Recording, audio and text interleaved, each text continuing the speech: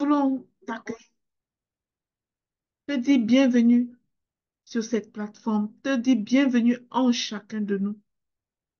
Viens régner, glorieux Saint-Esprit. Tu es le règne de Dieu, celui qui règne sur terre, celui qui gouverne. Saint-Esprit, nous sommes privilégiés de t'avoir. Tu es notre privilège. Viens prendre le total contrôle, Saint-Esprit, de chaque personne connectée à ce moment glorieux. Viens prendre le contrôle de cette plateforme, Saint-Esprit. Prends le contrôle de la connexion Internet. Oh, permets que rien ne s'oppose à ta parole qui sera partagée aujourd'hui. Et je prends autorité dans le nom de Jésus. Je brandis le sang de Jésus contre tout esprit d'opposition, contre toute cécité spirituelle qui empêcherait à un enfant de Dieu connecté ici de recevoir sa portion. Père, que les dominations se taisent lorsque Jésus parle, que les autorités se taisent lorsque l'Esprit du Seigneur s'exprime, dans le nom puissant de Jésus-Christ. C'est au nom du Seigneur Jésus que j'ai prié et nous disons tous Amen. Mais avant de passer la parole à son serviteur, Cédric, je vais vous demander d'acclamer avec moi le roi des rois. Poussons des cris de joie. Faisons honte à l'ennemi. Chaque fois que nous poussons des cris de joie à Jésus, à l'Éternel, nous faisons honte au camp de l'ennemi. Chaque fois que nous adorons, nous célébrons son nom, nous élevons nos louanges à Dieu. Chaque fois que nos mains acclament au nom de Jésus, nous fermons le camp de l'Éternel. Nous lui opposons la honte et la confusion dans le nom de Jésus. Alors acclamons-le, célébrons le roi, acclamons l'étoile brillante du matin, accueillons le roi des rois, glorifions son Saint-Nom, magnifions son Saint-Nom, exaltons son nom, plongeons-nous dans son sang précieux, que son sang précieux constitue une haie de sécurité autour de nous pendant ce moment et à jamais, dans le nom de Jésus. Amen. Alors, je vais passer la parole à Pasteur Cédric, qui va nous donner, apporter la parole du Seigneur ce matin. Nous sommes privilégiés de t'avoir, de t'accueillir au milieu de nous. Merci d'avoir pris le temps de venir ce matin, contribuer à ce qui se construit ici, dans le nom de Jésus. Amen.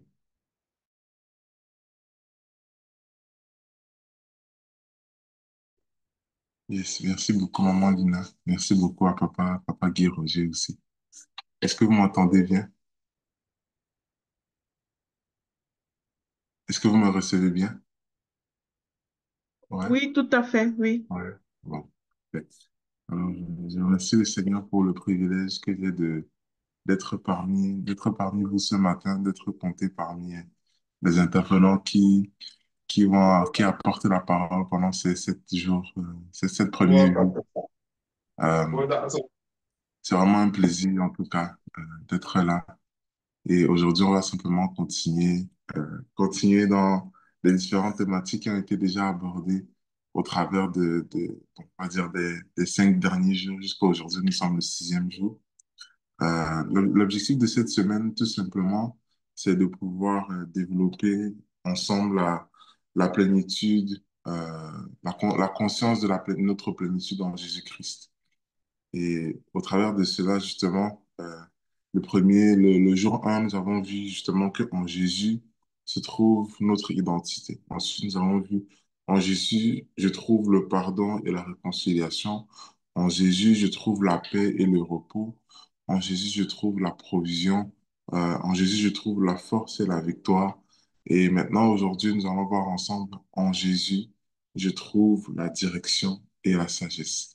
J'aimerais que tu puisses écrire dans les commentaires, en Jésus, je vais trouver la direction et la sagesse. C'est long, mais c'est important.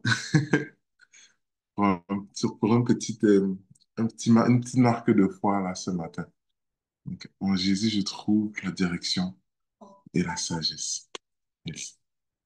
Alors, j'aimerais qu'ensemble ce matin, on va directement aller dans le vif du sujet. On va développer ensemble ces deux concepts. Euh, on va développer ensemble ces deux concepts donc, qui sont la direction et la sagesse. Donc, je vois qu'il y a des personnes qui l'écrivent, c'est super, parfait. En Jésus, je trouve la direction et la sagesse. Et même moi, si je pouvais l'écrire, je l'écrirais aussi. Et je le déclare. Donc, en Jésus, je trouve la direction et la sagesse. En Jésus, nous trouvons la direction et la sagesse. Et aujourd'hui, nous allons voir en partie pourquoi. Pourquoi est-ce que c'est en Jésus que nous allons trouver la direction et la sagesse? Donc, pour ce faire, nous allons, comme j'ai dit, développer ensemble ces deux concepts-là de direction et de sagesse. Mais avant tout, j'aimerais qu'on puisse lire ensemble Colossiens 2.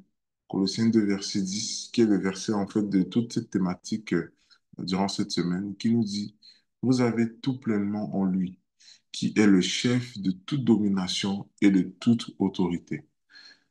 Donc, ce verset nous indique que justement en Jésus, nous avons tout pleinement en lui. Tout ce dont nous avons besoin se trouve en lui. La Bible dit d'ailleurs que c'est par Jésus que tout a été créé et rien n'a été créé, rien de ce qui a été créé n'a été créé sans Jésus.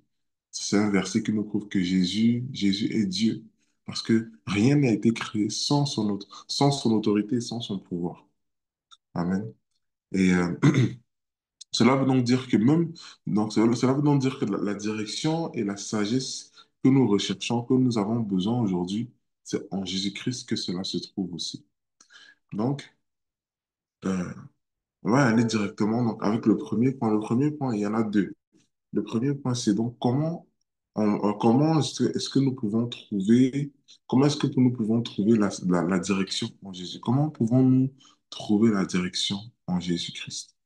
Vous savez, lorsqu'on parle de direction, euh, on parle ici en fait, du sens même de notre vie, c'est-à-dire le chemin qu'on aimerait prendre, la direction qu'on aimerait emprunter dans notre vie. Est-ce que vous m'entendez bien? Docteur Doran m'a dit qu'elle n'entend pas. Juste me confirmer si vous m'entendez bien. Oui, on t'entend, moi je Ouais, t'entends.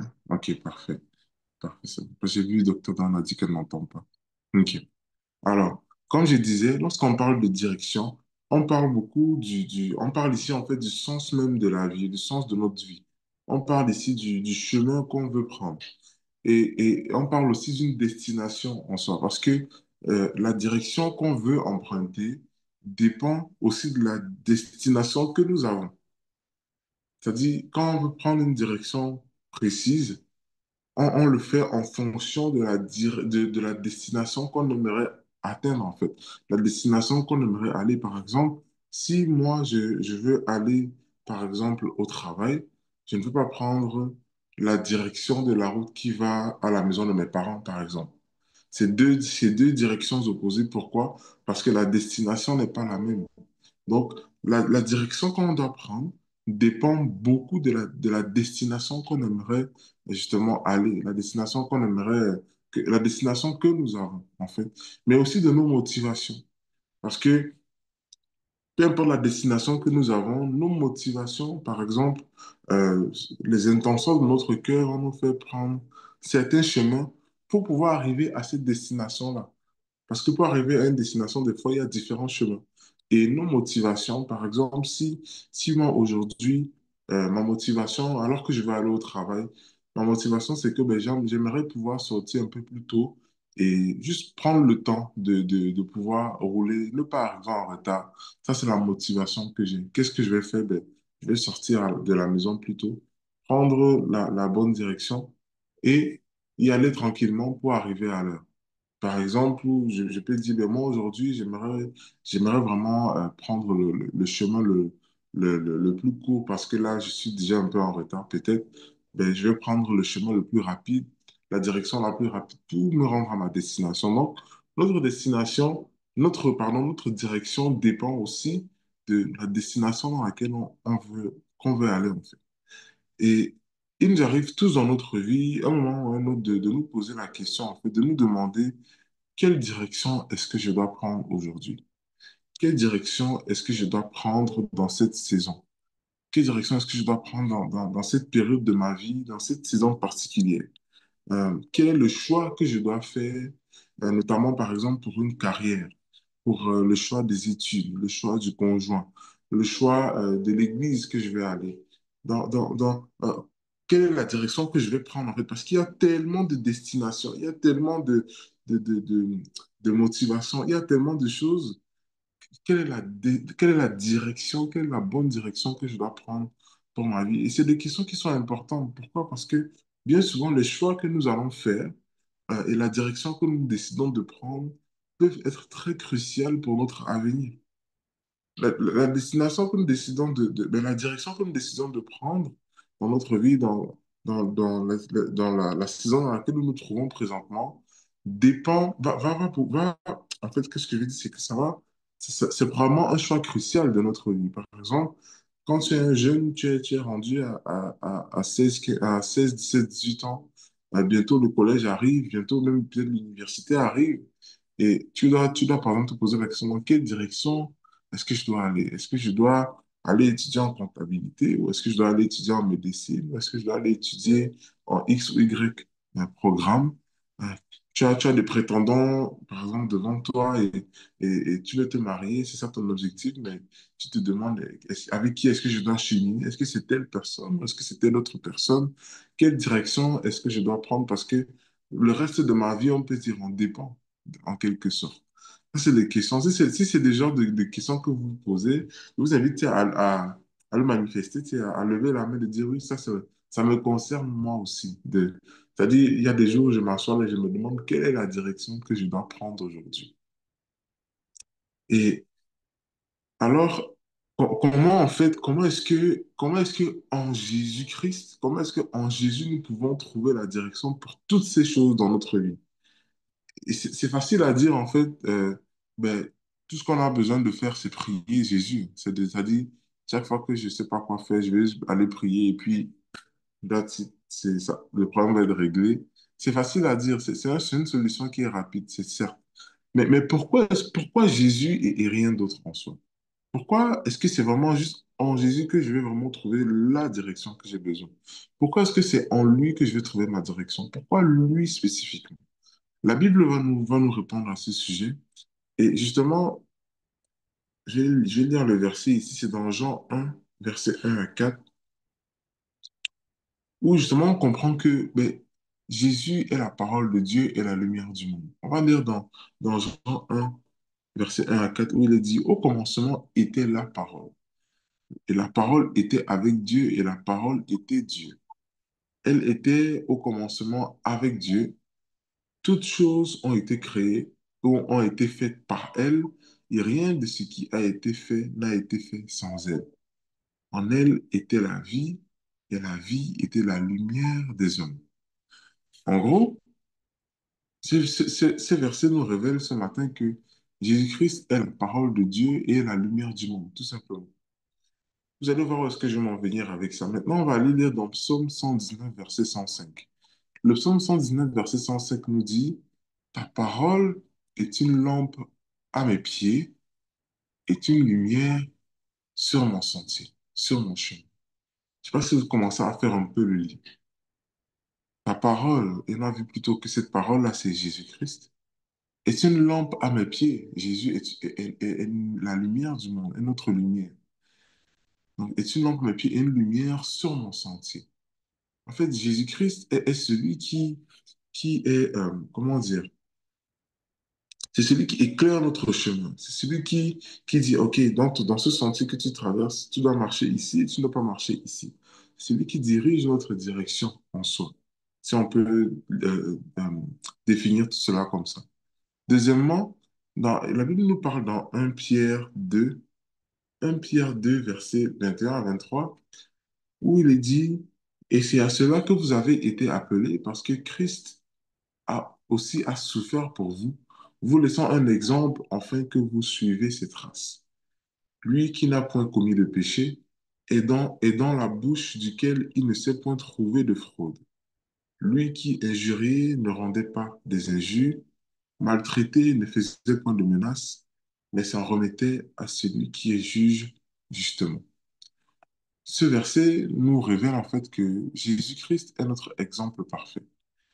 Jésus-Christ, la Bible dit, si vous laissons un exemple, c'est-à-dire Jésus-Christ est notre modèle, notre exemple parfait. C'est en le suivant que nous pouvons justement être suivis dans la bonne direction.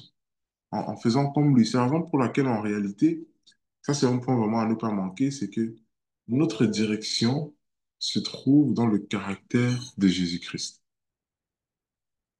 Donc, notre direction se trouve réellement dans le caractère de Jésus. Vous savez, vous connaissez pas mal tout ce concept probablement qui dit il faut être pour faire et il faut faire pour avoir. Donc, être, faire, avoir. Vous savez, la base de tout, c'est notre être. En gros, notre être, c'est notre identité. C'est la raison pour laquelle le premier thème qui a été abordé justement dans ce 7 jours de jeûne et prière, c'est euh, en Jésus, je trouve mon identité. Pourquoi? Parce que l'identité, en fait, c'est la base de toute chose. C'est de là que découle le reste. Donc, l'identité ou encore notre être inclut aussi notre caractère. Donc, ça, c'est vraiment une analogie, j'aimerais que vous puissiez me suivre. L'identité ou encore notre être inclut notre caractère. Et là, face à toutes nos circonstances et face aux choix que nous devons faire dans la vie, adopter le caractère de Jésus sera toujours l'option la plus viable. Ça, c'est une vérité qui est importante. Face à toutes nos circonstances, face aux décisions que nous devons prendre, adopter le caractère de Jésus face à ces situations sera toujours l'option la plus viable. Notre caractère, en fait, c'est quoi? La définition, notre caractère se définit par l'ensemble des traits psychologiques qui définissent la personnalité d'un individu et qui est à la base de ses actions. En gros, on va prendre un exemple pour mieux comprendre. La Bible dit, en fait, Jésus avait un certain caractère. Jésus avait un caractère particulier. Il avait une manière d'être, un système de pensée, une façon de raisonner qui était différent des hommes de sa génération, mais aussi des hommes de notre génération aujourd'hui, de nous. En fait. On peut observer tout cela par exemple, dans sa manière de réagir face aux critiques, dans sa manière d'être, dans son attitude face aux tempêtes, par exemple. Alors que ça a été abordé hier, en fait, quand Jésus, il est calme dans la tempête, face à l'adversité, dans la confiance qu'il pouvait placer en Dieu. Parce que même le verset que j'ai lu, ça dit, il ne faisait point de menace, mais s'en remettait toujours à celui qui juge justement, le juste juge. En fait, il plaçait sa confiance en Dieu et dans sa façon de traiter son prochain, même lorsque son prochain lui traitait mal. Dans sa façon de parler, sa manière d'être, c'est dans toutes ces caractéristiques-là qu'on peut voir et observer le caractère de Jésus-Christ. Et le caractère de Jésus, en gros, s'inspirait énormément du fruit de l'Esprit. En fait, Jésus était rempli du Saint-Esprit. Vous devez comprendre une chose. Vous allez peut-être me dire, ça c'est une autre parenthèse, vous allez peut-être me dire, si Jésus est Dieu, pourquoi est-ce qu'il dépendait de Dieu? Pourquoi est-ce qu'il dépendait du Saint-Esprit? En fait, la Bible nous dit que Jésus, il s'est lui-même dépouillé. La gloire qu'il avait, son statut même de Dieu qu'il avait, il s'est dépouillé de cela pour venir sur terre en tant qu'homme et naître en tant qu'homme par l'Esprit et ainsi se limiter en fait et vivre comme un homme devrait normalement vivre, comme un être humain devrait normalement vivre. Voilà pourquoi Jésus n'utilisait pas ces caractéristiques de Dieu en fait sur terre. Lui, il est pleinement Dieu, mais il est aussi pleinement homme. Voilà pourquoi Jésus-Christ a pleuré, Jésus-Christ a prié, Jésus-Christ, tu sais, il était fatigué, c'est-à-dire, il a vécu notre réalité. Il a vécu notre réalité. Il a délaissé sa gloire pour vivre notre réalité, pour nous montrer le chemin en réalité, pour nous montrer la direction que nous devons prendre en tant qu'être humain. Et après, maintenant, quand il a fini d'accomplir sa mission, il est retourné dans sa position de gloire. Donc ça, c'était la parenthèse. Donc le caractère de Jésus-Christ s'inspirait du fruit de l'esprit qui est l'amour, la joie, la paix, la patience, la bonté, la fidélité, la bienveillance, la douceur et la maîtrise de soi. Quand on regarde tous ces traits de caractère, on voit que ben, tout ça s'applique à la vie de Jésus. Donc, dans chaque chose qu'il faisait, dans chaque décision qu'il prenait, dans chaque direction qu'il empruntait, il manifestait toujours ce fruit, peu importe la situation devant laquelle il faisait face. Donc, alors, face au choix que les circonstances de la vie nous proposent, ou même des fois nous imposent, il faut toujours nous demander qu'est-ce que Jésus ferait dans cette situation? Qu'est-ce que Jésus ferait face à cette situation? Et je sais bien que cette question ne te donnera peut-être pas instantanément, par exemple, le choix de carrière que tu dois prendre, ou encore quel conjoint est-ce que tu dois avoir, ou même quel pays est-ce que tu dois aller habiter. Parce que ben, c'est pas en te disant qu'est-ce que Jésus ferait que automatiquement tu vas savoir si tu vas étudier en médecine, si tu vas étudier dans un autre domaine, par exemple. C'est pas savoir qu'est-ce que Jésus ferait que tu vas directement voir, savoir que ah, ben, c'est telle ou telle personne que je dois choisir pour cheminer avec elle. Pas en tant que tel.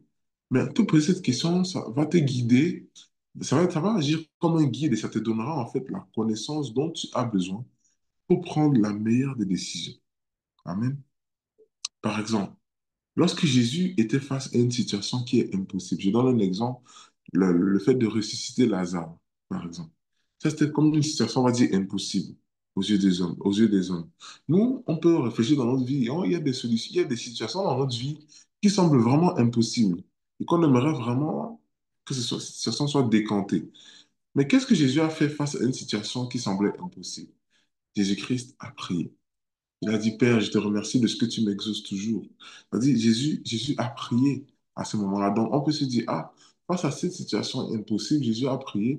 De ce fait, moi aussi, je vais prendre exemple sur lui et je vais aller prier et je vais recommander cette situation à Dieu. Deuxièmement, par exemple, lorsqu'il était au cœur de la tempête, qu'est-ce que Jésus a fait? Lorsque Jésus était au cœur de l'adversité, au cœur de difficultés, c'est-à-dire au cœur de la tempête, par exemple, sur le bateau, il y a la tempête qui s'élève, on peut cela dans notre vie, par exemple, lorsqu'on traverse toutes sortes de situations difficiles, euh, comment est-ce qu'on peut réagir face à ces situations? Mais face à la tempête, comment Jésus a réagi? Il a gardé son calme, il a déclaré. Il a eu la mentalité du royaume. Un peu comme ça a été vu, hein, il avait cette force-là, son attitude dans la tempête. Euh, qu'est-ce que Jésus a fait? Il a gardé son calme, il a déclaré, il était calme.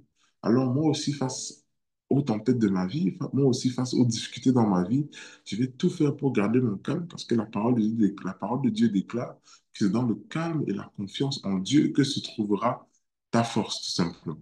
Est-ce que vous me suivez jusqu'ici? Est-ce que vous me suivez jusqu'ici? Ouais, parfait. Je vais prendre une gorgée d'eau. Prends un autre exemple banal. Quand Jésus avait beaucoup travaillé, il avait beaucoup exercé son ministère, il n'était pas H24 en tant que tel avec ses disciples. Quand Jésus a beaucoup travaillé, qu'est-ce qu'il fait? Ben, après, il va prendre un temps de repos, tout seul, il va se mettre à l'écart, un temps de ressourcement. Dans notre vie, dans notre vie, on a tendance à aller travailler du lundi au dimanche, et je me parle à moi-même. On va se tuer, on va se tuer physiquement, mentalement, on va forcer, mais on ne prend jamais de pause. Si tu te demandes pourquoi est-ce que ta santé mentale est détruite et même ta santé ne va pas, ben, Jésus, lui, qu'est-ce qu'il faisait dans ces cas quand il travaillait beaucoup? Ben, il prenait un temps de ressourcement, un temps à l'écart. Est-ce que tu as déjà pris un rendez-vous avec toi-même? Est-ce que tu es déjà allé au restaurant pour toi-même? Moi, je me rappelle, je suis déjà allé au cinéma pour moi-même. Et je me suis levé. Généralement, ça, c'est des activités qu'on fait avec des personnes. Mais est-ce que tu as déjà pris un temps de sortir avec toi-même juste pour te ressourcer, c'est-à-dire te reconnecter, retrouver des forces? Jésus, lui, il faisait ça. Donc, pour aller aussi un peu plus loin, sachant qu'on a vu que Jésus-Christ est la parole de Dieu, ça veut dire que tu peux te référer à toute la Bible, de Genèse à Apocalypse, afin d'apprendre des différentes expériences des personnages bibliques, mais ou encore de bénéficier des conseils de sagesse qui peuvent se retrouver dans la parole. Et comment est-ce que ça se traduit en fait? La Bible, par exemple, ne te dira pas euh, explicitement, mon fils ou ma fille choisit Joséphine ou choisis Marc ou choisis ou tiens, peu importe les personnes, les prétendants qui sont devant toi, la Bible ne viendra pas te dire un nom spécifique, voilà la personne avec qui tu dois cheminer, voilà la personne que tu dois choisir directement. Non, la Bible ne te dira pas ça directement. Mais par contre, la Bible va t'enseigner dans Proverbe 31 la femme de valeur, la femme idéale. Est-ce que la personne que tu aimerais choisir tend vers cette femme-là? C'est-à-dire, la Bible va t'enseigner c'est quoi une femme de valeur, c'est quoi une femme idéale. Même la Bible va t'enseigner aussi, dans les épîtres de Paul, par exemple, comment est-ce qu'un homme doit aimer sa femme, comment est-ce qu'un homme doit traiter les femmes. C'est-à-dire, et puis toi, en tant que femme, quand tu vas voir tes prétendants, tu vas pouvoir juger au travers de la parole de Dieu, ah, cette personne, j'ai l'impression qu'elle se comporte toujours de telle façon, un peu très colérique, il ne traite pas bien les personnes.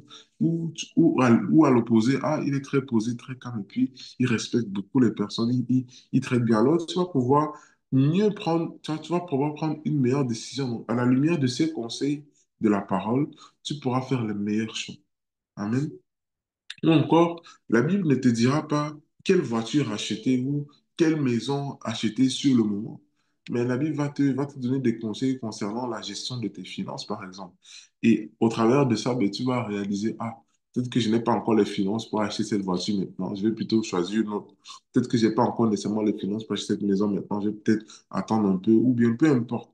Tu vois, donc, la Bible va te mettre, va te donner va pas te dire quoi faire exactement face à certaines situations précises, mais les conseils qu'elle va te prodiguer vont te permettre de prendre la meilleure des décisions. Mais aussi, c'est aussi important de marquer un point. La Bible t'encouragera aussi à te référer au Saint-Esprit. Le Saint-Esprit, c'est Dieu qui vit en toi. Alors que tu as accepté Jésus-Christ dans ta vie et que tu es né de nouveau, le Saint-Esprit, la Bible dit, Jésus dira que le Saint-Esprit nous enseignera toutes choses et il nous aidera aussi. Et de ce fait, ben, le Saint-Esprit nous aide à prendre des bonnes décisions. C'est-à-dire, Euh, il y a ce qu'on appelle le témoignage intérieur, c'est-à-dire, vous avez déjà certainement entendu ça. Est-ce que je suis en paix face à la décision que je m'apprête à prendre ou pas? Est-ce que je me sens confortable ou pas? Et là, c'est à ce moment-là, des fois, que le Saint-Esprit nous parle en tant que tel. Et c'est important d'être donc à l'écoute, d'être sensible au Saint-Esprit. Un exemple vraiment banal, euh, ça fait quelques années de ça déjà. Euh, Par exemple, je devais accompagner l'une de mes sœurs à l'hôpital il y a quelques années. Et c'était en hiver. J'avais la voiture, je suis allé avec la voiture de mes parents. Au retour, à la fin du rendez-vous à l'hôpital, euh, j'ai envie d'aller acheter une pizza. J'ai vraiment envie de manger une pizza. Alors, je me dis, ah, est-ce que je rentre à la maison et je commande la pizza en ligne pour que ben, la pizza puisse arriver ou est-ce que Euh, donnez-moi un instant. Est-ce que en ligne, quand je rentre à la maison, je commande la pizza euh, euh, en ligne pour qu'elle puisse être livrée? Ou est-ce que, ben, puisque je suis déjà en ville, est-ce que je fais pas plutôt le détour, je vais directement à la pizzeria et puis je prends la pizza là et puis je rentre à la maison.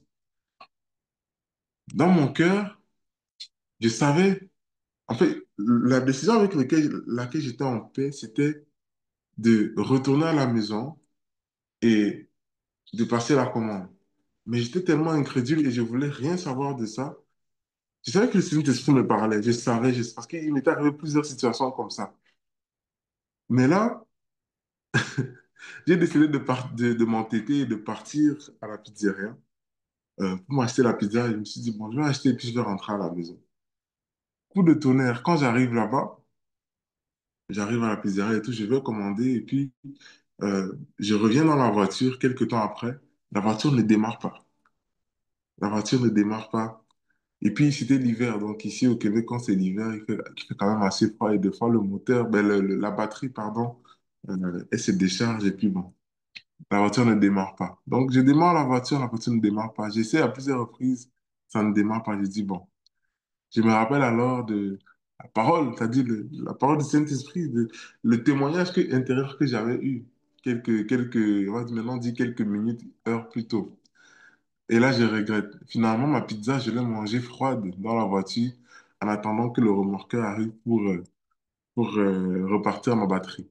Donc, c'est un exemple. J'aurais pu éviter toute cette situation si j'avais été à l'écoute du Saint-Esprit à ce moment-là et que je ne m'étais pas entêté et que j'étais rentré à la maison, tout simplement. Vous comprenez? Donc ça, c'est un petit exemple. Le Saint-Esprit vient nous aider à prendre les bonnes décisions au bon moment. On en a besoin, même les plus petites décisions. C'est-à-dire, ça, c'est vraiment quelque chose de très banal, mais il s'implique aussi dans notre vie à ce niveau-là, pour notre bien.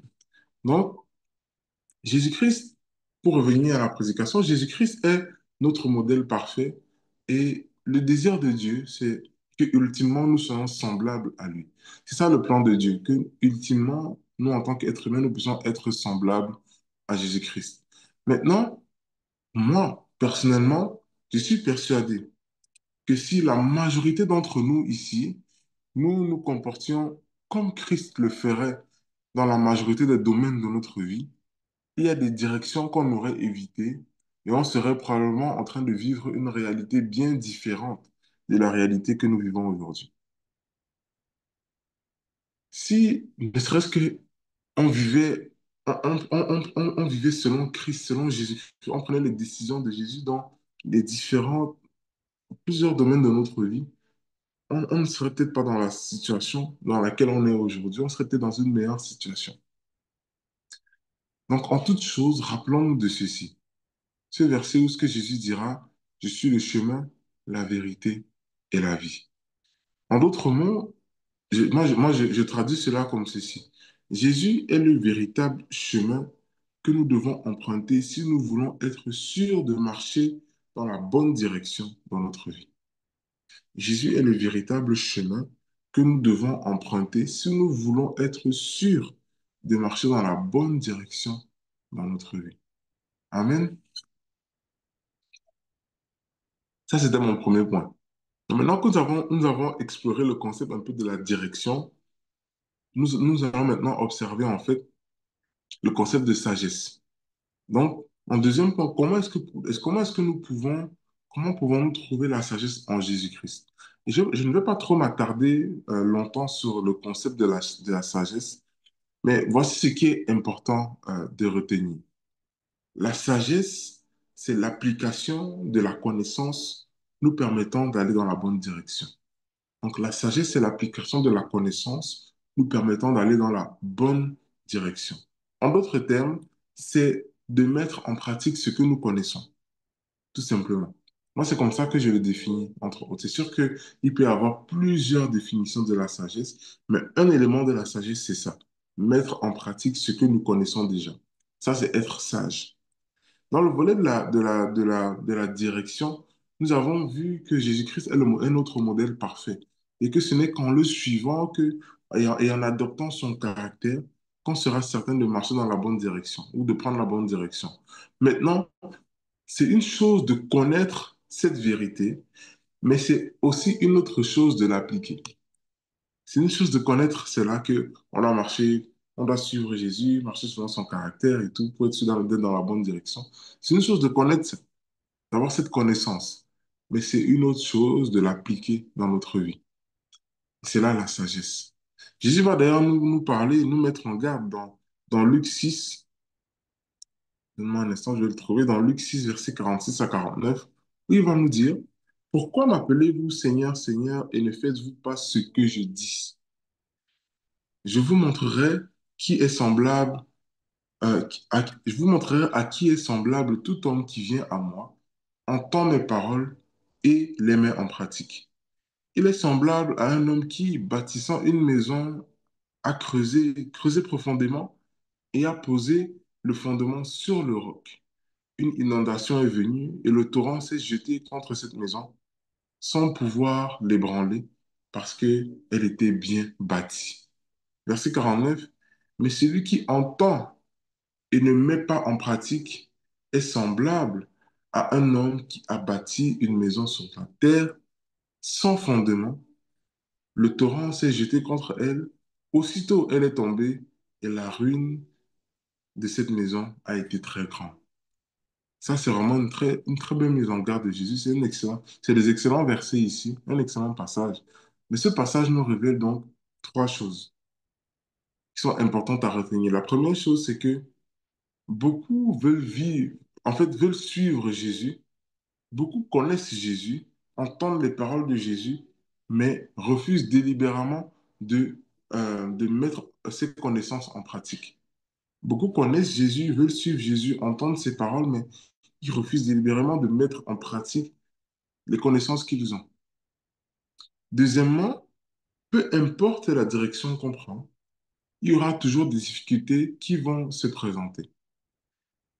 Si on remarque dans le passage que Jésus nous dit, Jésus met en opposition deux types de personnes. Ceux qui mettent en pratique ce qu'ils savent de Jésus, les enseignements de Jésus, la connaissance de Jésus, et ceux qui refusent de le mettre en pratique. Et on remarque qu'il y a un point commun chez les deux personnes. C'est que chez ces deux types de personnes, pour ces deux types de personnes, les difficultés viennent quand même. Le torrent vient, l'inondation arrive. C'est-à-dire, il y a pas, c'est pas parce que tu suis Jésus que l'inondation ne vient pas. Autant chez les personnes qui mettent en pratique la parole de Jésus, autant chez les personnes qui ne mettent pas en pratique la parole de Jésus, ils ont tous un point en commun, c'est que l'inondation vient sur leur maison. Les difficultés s'abattent sur leur maison. Donc, peu importe la direction que tu vas prendre, il y aura toujours des difficultés qui vont se présenter. Comme quelqu'un dira, en bon Camerounais, la vie, c'est le risque. Chacun doit décider de prendre le risque qu'il veut. Comprenez? Donc, le troisième point que ce passage nous enseigne, c'est que la sagesse, c'est la sagesse ou encore l'application des connaissances sur Jésus ou les connaissances de Jésus qui nous rendra solides sur le chemin et la direction que nous allons prendre. Et, sinon, dans le cas contraire, on va s'effondrer face aux difficultés. En gros, c'est l'application de la connaissance de la parole de Dieu. C'est l'application de la connaissance que nous avons de la parole de Dieu, donc de la parole de Jésus, qui va nous rendre solides sur la direction que nous allons décider de prendre. Parce que rappelez-vous, peu importe la direction que nous allons prendre, ultimement, il y aura des difficultés qui vont se présenter dans notre vie. Donc, à mon avis, la sagesse, ce n'est pas de tout connaître. Ce n'est pas d'avoir une grande connaissance. Comme on peut le croire aujourd'hui, quand quelqu'un beaucoup de connaissances, on va dire, parle avec une certaine sagesse, on va dire que cette personne est sage. Je ne pense pas que la sagesse se résume à ce qu'on sait. La sagesse, ce n'est pas nécessairement ce qu'on sait. Ça, c'est avoir de la connaissance. La sagesse ne se résume pas à tout connaître. C'est plutôt qu'est-ce que tu fais avec ce que tu connais déjà? Qu'est-ce que tu fais avec ce que tu connais déjà? Tu sais que cette relation dans laquelle tu te trouves est toxique et t'éloigne de Dieu. Mais tu décides quand même de persister, de persévérer dans cette relation en te faisant croire que c'est la volonté de Dieu que tu restes avec cette personne, alors que vous n'êtes même pas encore mariés. Tu persistes dans cet emploi qui détruit ta santé mentale et physique au quotidien. Chaque fois que tu y vas et tu essaies de te convaincre que tu vas y faire carrière pendant de longues années, alors que Dieu t'a peut-être placé là juste pour un temps. Tu persistes tu veux aller, par exemple, dans un programme d'études en particulier. Mais ta seule motivation à l'issue de la réussite de ce programme, c'est quoi? Ben, c'est l'argent. C'est l'argent et non réellement l'impact que tu pourrais faire ou tu pourrais avoir avec les connaissances que tu vas acquérir dans ce programme, dans ta future carrière et dans ta future carrière. Toi, en fait, tout ce que tu penses, ce n'est pas vraiment l'impact, la différence que tu vas faire. C'est l'argent. Il y a un enseignant au secondaire, à l'école secondaire, qui nous a dit un jour,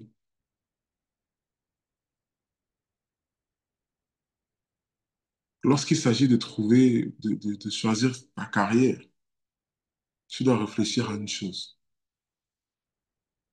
Est-ce que j'aimerais me lever pendant 45 ans de ma vie pour aller dans un endroit que je n'aime pas? Tout ça à cause de l'argent.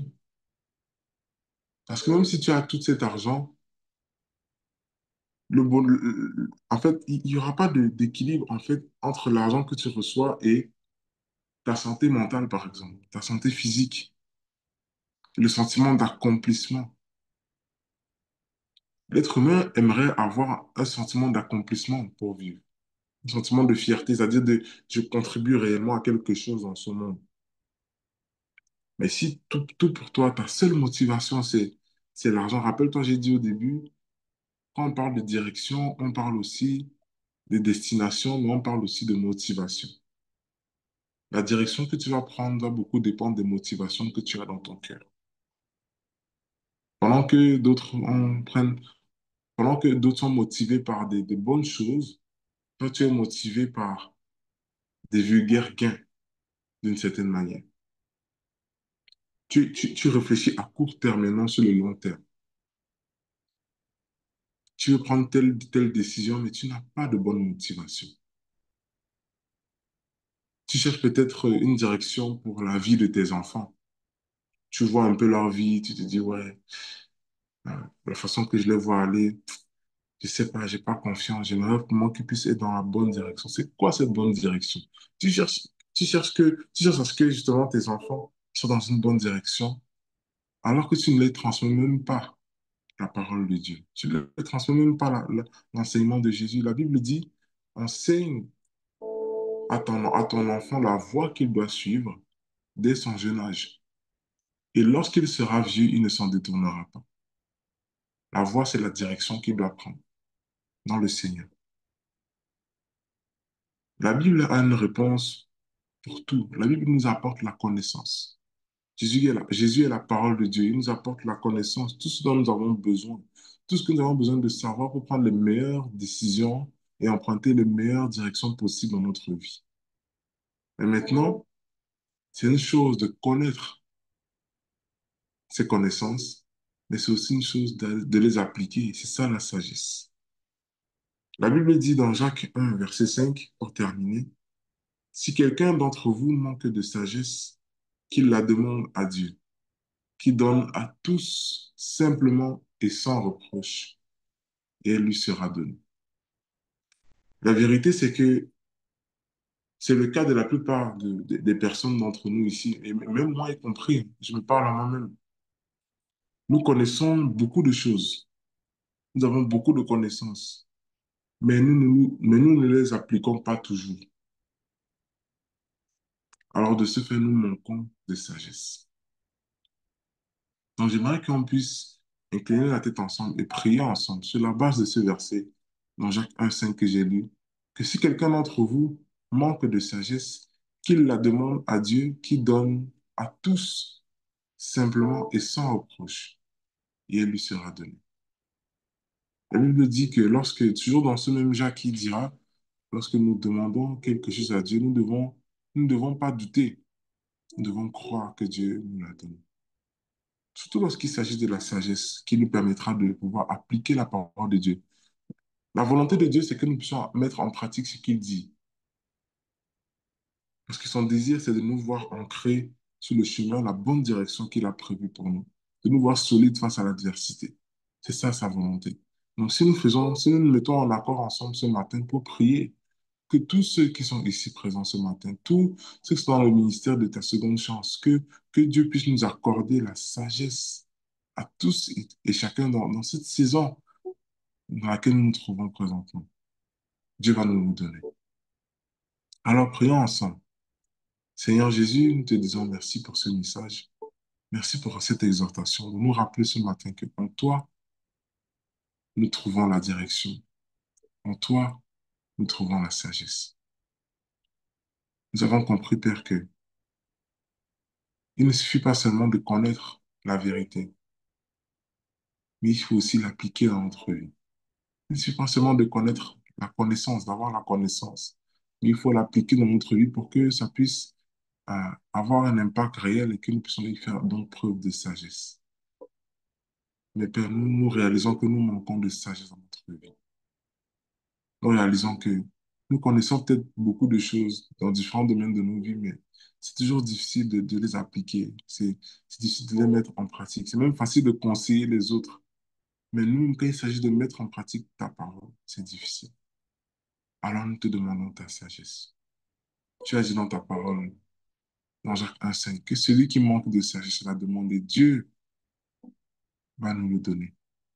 Alors, Père, nous croyons, et donc, comme un accord, nous prions. Je prie que pour chacun des membres de ta seconde chance internationale du ministère et chacune des personnes qui sont là présentement ce matin, que tu puisses, à nous tous, nous accorder la sagesse dont nous avons besoin dans la saison que nous traversons présentement. À cette fin d'année, afin qu'en toi, nous puissions marcher. En toi, nous puissions être ancrés. Notre vie puisse être bâtie sur toi, le roc, afin que dans la direction que nous allons prendre, que tu vas nous conduire. Que peu importe l'adversité que nous allons rencontrer, nous allons rester établis et solides. Père, nous t'appartenons et nous t'aimons. Nous te redonnons la gloire. Toute la gloire te revient, Père. Je te bénis pour ce message. Je te bénis pour les vies qui sont touchées, les vies qui sont transformées. Je te bénis parce que nous sommes tes enfants et nous ne méritons même pas de poser le regard sur toi. Nous qui sommes des créatures si insignifiantes, tu as, dans toute éternité, posé ton regard sur nous, ton regard d'amour. C'est ce que nous allons voir demain, qu'en toi, nous avons la plénitude de l'amour. Mais avant d'arriver là, Père, j'aimerais que nous soyons réalisés ensemble, que tu nous aimes vraiment et que tu ne veux pas nous laisser emprunter des directions mauvaises, des mauvaises voies. Ta parole dit que, toi-même, tu diras dans ta parole que tu es prêt à laisser les 99 dans l'enclos pour aller chercher l'agneau qui s'est égaré. Tu es venu pour sauver ceux qui étaient perdus. Et on est perdu parce qu'on a pris une mauvaise direction. Merci de venir nous chercher, de venir chercher cette personne, Seigneur, dans ce Zoom ce matin, qui s'est égarée, qui s'est éloignée de tes voies, qui s'est éloignée de ta direction. Merci de ramener son cœur à toi ce matin. Et que cette personne, Père, ne puisse plus jamais quitter tes voies. Ta parole dit que, tu dis dans ta parole que tes brebis entendent ta voix et elles te suivent. Permets de nouveau que cette personne puisse entendre ta voix et te suivre en ce jour. Nous te redonnons la gloire éternelle, l'honneur, la louange, parce que tu le mérites. Tu es notre Dieu et nous nous remettons à toi, parce que sans toi, nous ne pouvons rien faire. Nous dépendons de toi. Je déclare au nom de Jésus-Christ que nous sommes couverts par ton sang et nous sommes cachés en toi. En cette journée, nous te la recommandons, Père. Merci de nous conduire, de nous faire marcher dans ta direction, de nous accorder la sagesse dont nous avons besoin dans cette saison et que toute la gloire te revienne. Au nom de Jésus, nous prions ce matin. Amen. Amen. Amen, amen, amen, amen. Sois abondamment béni, pasteur Cédric, pour ce message. Nous retenons que la vraie direction, c'est le Christ, parce qu'en lui, nous retrouvons la force, nous retrouvons la victoire, nous retrouvons la direction. Que l'onction de notre Dieu soit doublement sur toi. Alors, bien-aimés, nous sommes presque à la fin de cet enseignement, mais je voudrais annoncer rapidement que demain, nous aurons une spéciale soirée d'intercession à partir de 23h heure du Canada.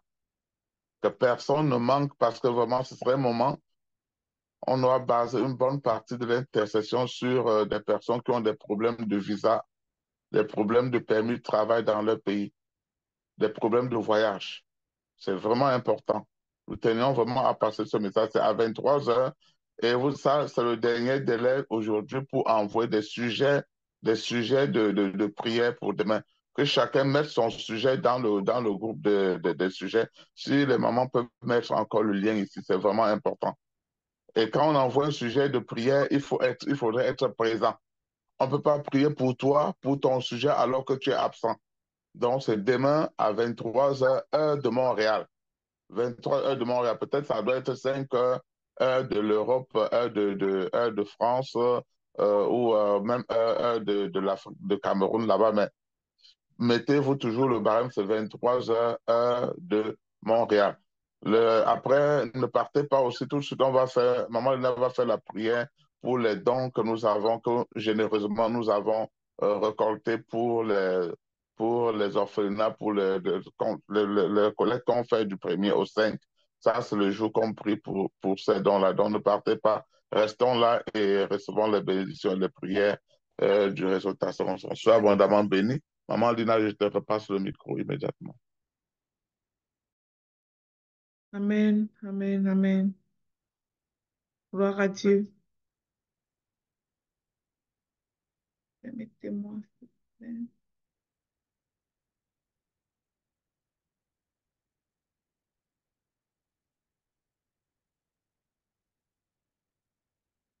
Merci. Alors, nous allons prier pour consacrer ces dons par la générosité inspirée de Dieu. Une fois de plus, ce mois, le Seigneur a suscité les uns et les autres pour apporter pour les différents orphelinats que nous avons parrainés au travers de ces différents pays en Afrique. Nous lui rendons grâce. Cependant, nous savons ce que Dieu dit du semeur. C'est lui qui donne la semence au semeur, mais nous savons ce qu'il a promis pour le semeur. Nous savons également que quand l'homme arrête de prier, il ne favorise pas que Dieu agisse. Alors, nous allons prier en ce moment. Premièrement, pour consacrer ces dons qui vont être utiles pour les prunelles des yeux de l'Éternel, qui vont être redonnés à tous ces enfants-là. Nous allons prier les consacrer en déclarant que peu importe la quantité, ça se multiplie entre les mains des gestionnaires des orphelinats, de la même manière que Jésus a multiplié les pains pour nourrir 5000 personnes. Une maman qui gère des orphelinats recevra une portion de ses dons. Mais nous déclarons que Jésus, s'il a multiplié les pains pour nourrir 5000 hommes, sans compter les femmes et les enfants, ces dons qui ont été faits par amour, par obéissance à Dieu, se multipliera entre leurs mains. Et notre prière va être aussi, surtout en ce moment, pour déclarer les promesses que Dieu accorde à la vie du semeur sur toute personne qui délibérément a posé sa main à la charrue et a dit que ça ne se passera pas sans moi. Sur toute personne qui revient mois après mois se souvenir que ces enfants-là doivent aussi manger mois après mois. C'est pas seulement d'aller faire l'arbre de Noël et prendre les photos. C'est d'être dans leur vie tous les jours. Et ça, c'est notre choix. D'être dans leur vie tous les jours. Une décision que personnellement j'ai prise un jour, c'était si mes enfants sont éduqués chaque jour, si mes propres enfants mangent chaque jour, Seigneur, permets que ces enfants-là mangent chaque jour. Permets que des solutions soient trouvées pour que ces enfants-là soient éduqués chaque jour. Et nous avons la grâce de Dieu. Il nous a permis de réaliser cela jusqu'ici. Il est Ebenezer. Alors, ensemble, nous allons prier. Je vais demander que vous soyez disposés et que vous recevez en tant que semeur toutes ces promesses, toutes ces bénédictions qui vont couler sur vous spirituellement et qui vont se manifester physiquement dans vos poches, dans vos finances, dans votre santé, dans votre vie, dans votre famille. Père, je te bénis et je te rends grâce. C'est toujours pour moi un moment exceptionnel d'élever cette prière. Seigneur, ta parole déclare que l'or et l'argent sont à toi.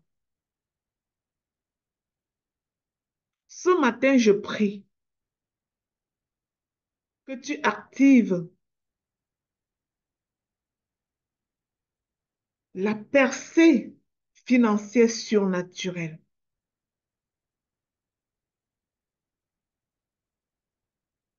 sur la vie de tous tes enfants, des membres du réseau Ta Seconde Chance International qui s'aiment dans ton œuvre, dans la vie de la veuve et de l'orphelin.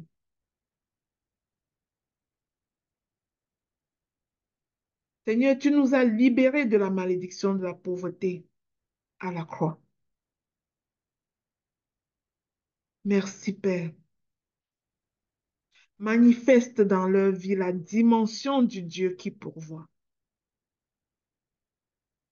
Je te rends grâce parce que de la même manière que tu écartes la maladie, tu écartes aussi la pauvreté, Seigneur. Cette pauvreté que l'apôtre Paul désigne comme étant une humiliation.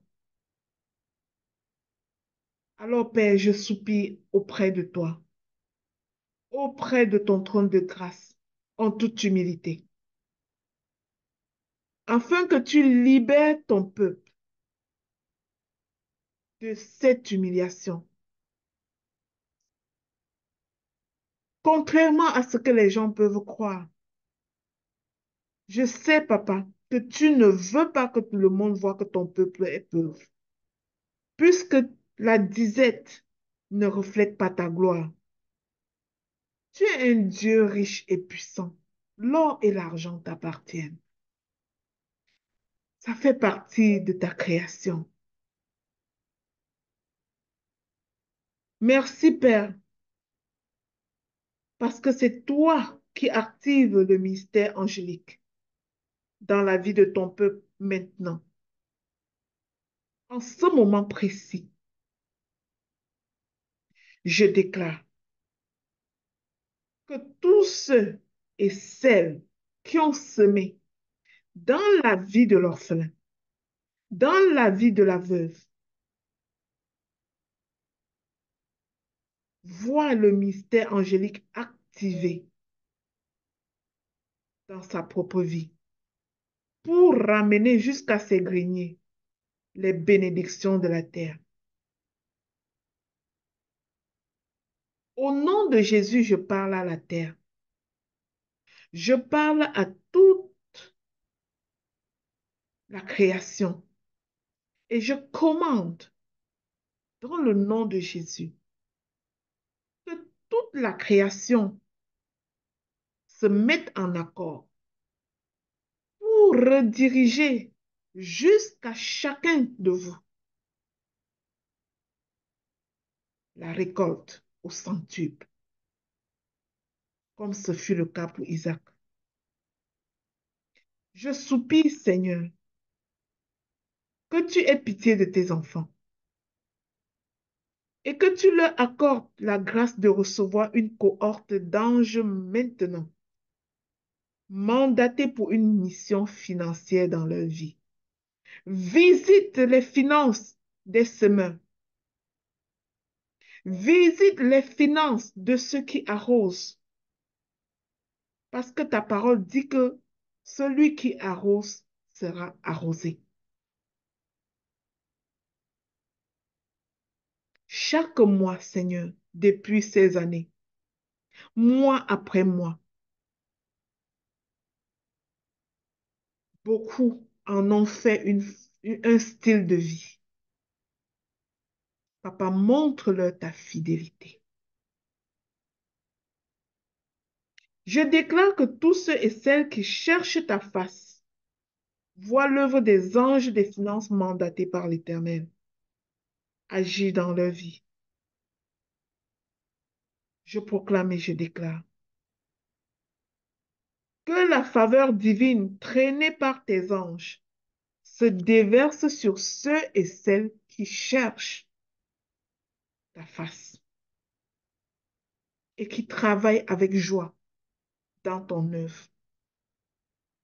Je n'oublie pas les bénévoles qui donnent leur temps, jour après jour, pour que cette œuvre tienne debout et bénisse de plus en plus d'enfants. Ces bénévoles sont les parents de ces 1250 enfants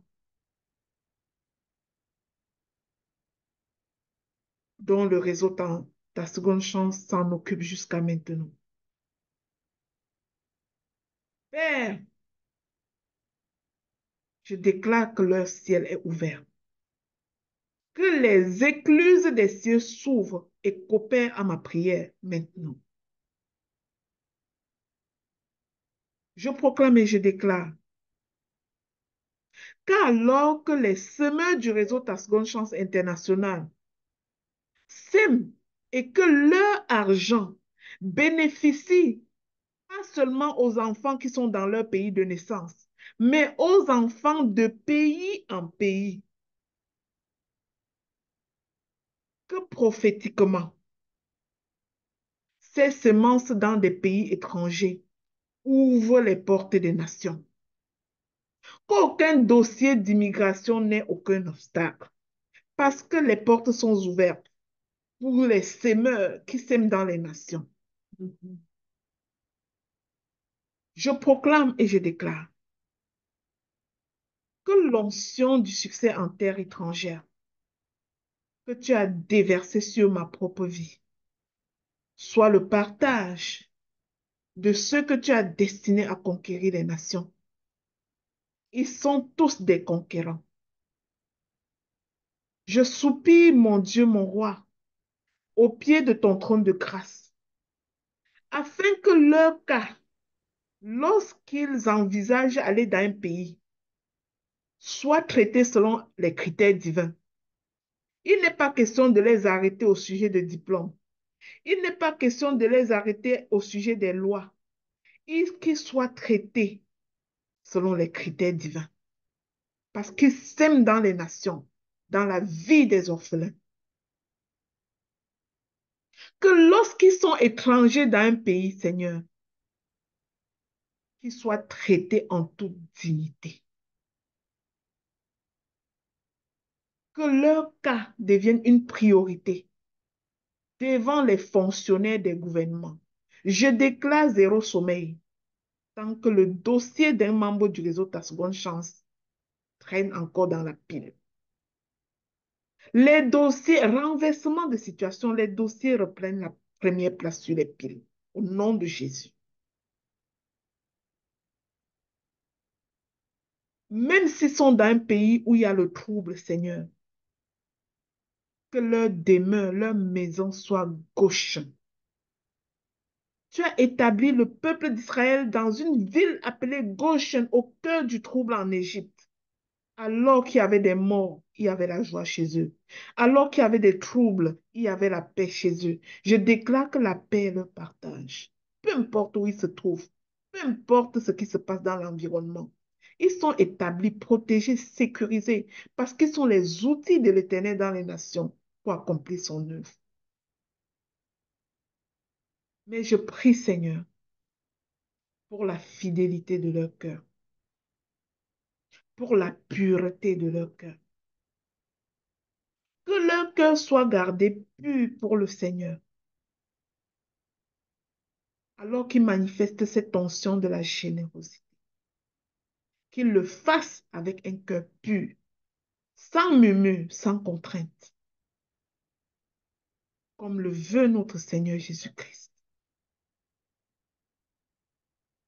Ne dis-tu pas qu'il y a plus de bonheur à donner qu'à recevoir? Que Dieu vous bénisse toujours. Qu'il vous positionne, qu'il vous dispose à donner à cœur joie et à voir les retombées sur chacun de vos enfants à la maison. Que les portes soient ouvertes pour vos enfants alors que vous s'aimez dans la vie des veuves et des orphelins. Père, permets-leur de comprendre que tu n'es le débiteur de personne et que chaque semence engendra une récolte. Je m'appuie sur ta nature en tant que propriétaire de toutes choses pour formuler ces demandes. Je sais que tu es un Dieu bon, fidèle, que l'or et l'argent t'appartiennent. Tu es la source, la véritable, le Dieu qui pourvoit. Tu es le propriétaire du ciel et de la terre. Alors je te prie, Papa céleste, de faire comprendre à tes enfants que rien n'appartient au diable. Ferme toute porte de compromission, Seigneur, ne les laisse pas tomber. Détruis le dévoreur sur leur chemin. Je brandis le sang de Jésus contre tout syndrome de main percée. Ils gagnent et ne perdent pas au nom de Jésus. Ils sont bénis, ils prêtent aux nations et n'empruntent pas au nom de Jésus. Permets-leur, mon Dieu, de comprendre que tu es le seul qui peut remettre en une fraction de seconde ce que l'ennemi les a volés. Que toutes les pertes dans leur entreprise, tous les argents investis sans récolte reviennent maintenant. Je déclare le recouvrement total. Père Tout-Puissant, je m'appuie sur le sacrifice de Jésus qui est venu déraciner la pauvreté pour faire cette demande spéciale et que je répète mois après mois pour les membres du réseau Tascon Chance International. Jésus a pris la pauvreté sur lui-même afin que nous qui étions pauvres, nous devenions riches de ses richesses. Je prie que tes enfants comprennent qu'ils sont tes héritiers et co-héritiers avec Christ au travers de l'œuvre de la croix. Nous ne manquons de rien. Que tous ceux qui sont dans les tourments financiers, alors qu'ils sèment dans la vie des orphelins, expérimentent maintenant la percée surnaturelle, divine. Car notre Dieu est le Dieu des miracles. Seigneur, je me souviens d'un jour où j'ai vu sur ma carte de crédit solde créditeur que j'ai jamais su où ça venait ni ma banque. Ah, je déclare ce solde créditeur dans la vie des semeurs au nom de Jésus. Mon frère, ma soeur, si tu crois à toutes ces paroles qui ont été déclarées, lorsque j'élève ma voix ainsi pour toi, lève ta main prophétiquement et reçois ce que le ciel a pour toi. Pour la mission que nous accomplissons ensemble au travers du réseau Tascon Chance International.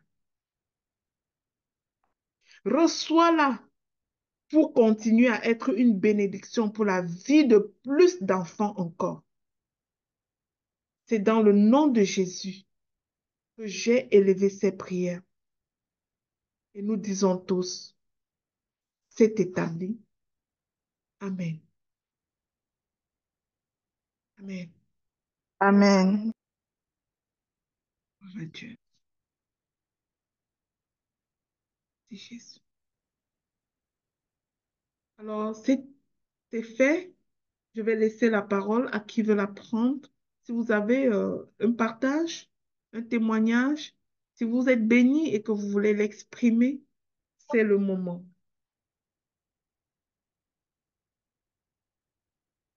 Si vous avez une expérience dans votre vie relative à votre engagement dans le ministère Ta Seconde Chance depuis ces dernières années, c'est le moment de témoigner la gloire de Dieu, la grâce de Dieu. Oui, Reine Daniel, vous savez, nos témoignages débloquent la prochaine bénédiction. Reine Euh, Daniel, tu peux parler. oui, merci. Je veux juste louer le Seigneur parce que je suis entrée étant alitée. Aujourd'hui, je suis debout. Et avec cette prière, la chanson qui me monte à cœur, c'est Dieu Tout-Puissant, quand mon cœur considère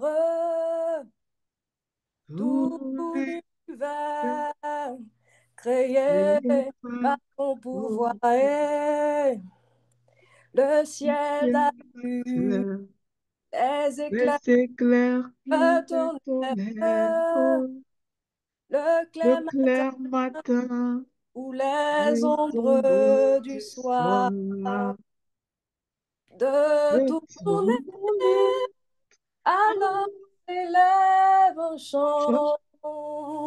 Dieu Tout-Puissant, que tu Que tu es es grand, et de tout de mon ton être, alors s'élève un chant. Dieu Tout-Puissant, oui, tu es grand. Il est grand, il a pensé à chacun de nous dans sa grandeur. Alléluia, Amen. Merci. Alléluia, Alléluia. En tout cas, tu es dans la révélation. Cette chanson-là, c'est ma chanson préférée. De clamer que Dieu est grand. C'est ma chanson préférée. Donc, c'est ça. Oui, docteur Dorian. Merci, merci, bonjour à tous. Avec les problèmes de connexion, j'ai pas pu suivre complètement, mais je prends la parole pour dire que je suis à l'hôpital pour notre bébé là, et c'est le moment de finaliser ces paiements. Je bénis le Seigneur pour les personnes qui ont fait des mouvements hier. Il manque encore un petit bout. Donc, je ne sais pas s'il y a encore des personnes qui ont à cœur d'intervenir pour notre bébé, et parce qu'il manque un petit bout pour que moi-même, en rentrant à la maison aujourd'hui, que ce bébé-là aussi soit en train de rentrer dans sa maison. Donc, que le Seigneur vous bénisse vraiment pour tous vos dons, qu'il se souvienne toujours de vos enfants, que vos greniers soient toujours remplis et que vous ne manquez jamais de rien. J'écoutais il y a quelques jours la master coach Matt Karine qui disait, sa mère a beaucoup élevé des enfants et ces enfants plus tard sont devenus quelque chose et ne l'ont pas aidé à élever ses enfants à elle. Et sa fille, la coach Matt Karine pouvait lui dire, maman, tu n'as pas à regretter le bien que tu as fait parce que regarde-nous tes enfants, ce que nous sommes devenus aujourd'hui. Donc, aucun bien fait ne se perd jamais. Dieu est le juste juge et il sait récompenser ceux qui donnent avec bon cœur et avec joie sans contrainte. Que le Seigneur vous bénisse abondamment. Merci, maman. Je remets la parole. Merci beaucoup, docteur Dorian. Je vois, oui, Laure demande qu'il restait combien pour finir la facture de bébé miracle. Tout à l'heure, quand j'ai fait les calculs, il manquait environ 40 000. Et tu es à l'hôpital en ce moment, c'est ça? Oui, maman, je souhaiterais payer tout une fois avant de rentrer. D'accord. Voilà. Quelqu'un d'autre? Amen. Oh, d'Amen. Bonjour, maman Lina. Bonjour à tout le monde. Mm. Merci encore pour l'enseignement d'aujourd'hui. Maman, j'ai levé la main par rapport à l'annonce du docteur Dorian sur le bébé. Je vais Mm. payer les 40 000. Que Dieu te bénisse. Oh, d'Amen. Merci. Amen. Amen. Merci beaucoup. Sur mon Donc, numéro, Maman Solange, il faut autre envoyer sur Amel le numéro et Maman Laure, je vous envoie mon numéro sur WhatsApp. S'il vous plaît, écrivez-moi maintenant sur WhatsApp, je vous envoie mon numéro. Merci, soyez bénis les mamans. Ok, docteur Dorian, je t'ai donné les consignes hier. Si tu as plus que ce que ça valait, les 400 combien de mille pour la facture de l'hôpital, s'il y en a plus, tu sais la consigne que je t'ai donnée hier, il faut pas qu'elle rentre bredouille à la maison. Il faut Oui, qu'elle maman. rentre avec la provision à la maison, comme je t'ai dit. Si tu D'accord, maman, j'ai reçois compris. plus. Donc, D'accord, maman. C'est ce dès qui que va tu être finis, fait. tu m'appelles tout de suite quand tu finis là-bas à l'hôpital. Mais D'accord, maman. C'est ce qui va être fait, maman. Merci. bon, vous êtes bénis les mamans, vous qui avez tous réagi promptement. Gloire à Dieu. Je déclare que le Seigneur voit vos cœurs. Il sait que vous le faites sans contrainte. Il sait que vous le faites par compassion pour cette maman-là qui est restée à l'hôpital des mois et des mois avec un bébé orphelin dans sa main qui n'est pas son bébé parce qu'elle s'est engagée à aider. Que le Seigneur vous bénisse à la dimension que vous êtes en train de bénir cette maman-là. Que le Seigneur vous bénisse beaucoup plus que ça, au centuple. Voilà. Merci à tous. Rendez-vous demain pour notre 7e journée de jeûne. On attend, c'est quoi le numéro, s'il vous plaît? Élise, tu peux envoyer directement à Docteur Dorian ou tu peux passer par moi si tu es au Canada. Mais sinon, tu peux envoyer directement par Orange Money ou, je ne sais pas, MTN Money à Docteur Dorian ou par moi ici au Canada et moi, je vais acheminer. Maman Lina, bonjour, je vais Bonjour, Julie. passer une annonce pour la rencontre d'accueil, parce qu'il y a de nouvelles personnes encore révisées. Alors, il y a de nouvelles personnes qui ont intégré le réseau dans les 3 derniers mois, ou alors les personnes qui sont là depuis, mais qui n'ont jamais pris part à cette rencontre d'accueil-là. Ça sera le moment pour vous d'y participer. Le samedi 15 novembre, à 14 heures heure de Montréal. Ce sera l'occasion pour vous de connaître exactement ce que c'est que le réseau Ta Seconde Chance, qu'est-ce que nous faisons et pourquoi pas voir dans quel département vous pouvez être utile. Parce que à chaque jour, on fait des annonces, on a besoin des personnes pour servir. Donc, le samedi 15 novembre, pardon, nous organisons cette rencontre d'accueil des nouvelles personnes qui nous ont rejoints dans le réseau les derniers mois pour leur présenter ce que c'est que vos réseaux. Donc, vous êtes les bienvenus à cette rencontre-là. Merci. D'accord, merci beaucoup à toi, Julie. Oui, si vous ne connaissez pas exactement ce que c'est que le réseau Ta Seconde Chance International, pourquoi nous faisons ce que nous faisons, vous pouvez aller dans cette rencontre-là samedi à 14 heures. Vous aurez toute l'information, vous allez comprendre exactement qui nous sommes, pourquoi nous faisons ce que nous faisons, comment est-ce que ça fonctionne, quelle est la portée des actions que nous avons, que nous menons. Vous pouvez aller à cette rencontre-là samedi à 14 heures. Si tu es aussi une personne qui vient de t'inscrire dans le réseau Ta Seconde Chance International et que tu ne comprends pas encore trop ce qu'on fait, tu sais seulement que par enthousiasme, tu as rejoint, vas-y dans cette rencontre-là et tu auras tous les détails. C'est aussi le lieu de poser toutes tes questions pour vraiment comprendre ce que nous faisons. Alors, rendez-vous demain. Bonne journée de jeûne. Rendez-vous demain pour notre dernière journée d'enseignement. Venez avec vos témoignages. Venez pour qu'on rende ensemble grâce à Dieu de tout ce qu'il peut accomplir. Vous voyez le miracle qui est arrivé dans la vie de cette maman-là à l'hôpital La Quintigny. Vous êtes c'est-à-dire vous êtes les petites mains. Nous sommes les petites mains que Dieu a utilisées pour réaliser le miracle dans la vie de cette maman-là. Imaginez ce qu'elle pense dans sa tête maintenant.